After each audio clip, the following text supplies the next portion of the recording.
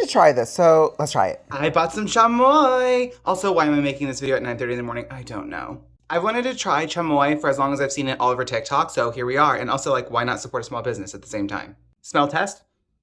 Smells kind of what I expect it to smell like, kind of sweet, kind of spicy. This is from the brand I Love Chamoy, and this is sugar-free, and it's sweetened with monk fruit. I also know there's no red dye 40 in it, which is something that's really important to a lot of people. Bought a few things to try it out with. I always see people put chamoy on gushers, so we're gonna try that first. Shall we? Let's put a little on top. Is that enough? Hopefully. Oh, there's so many flavors hitting at once. Okay, hold on.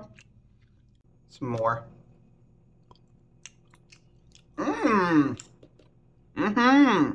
This has a nice balance of sweet and tangy with a little bit of spice, but not enough spice to like make me be like, eh. Like it's a good spice.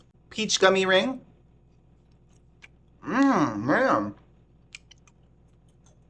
That's wonderful. Okay, I Love Chamoy is a perfect name because I love chamoy. This is really good. Like I said, it's a nice balance of like sweet and tangy and a little bit of that spice, but I feel like it's kind of going well on everything I'm putting it on. I don't know, but I love this and I'm so excited I bought this. Congratulations on the brand. I think this is super cute. Love the packaging, love the vibe, and the flavors spot on. It's so good. So 10 out of 10 from me.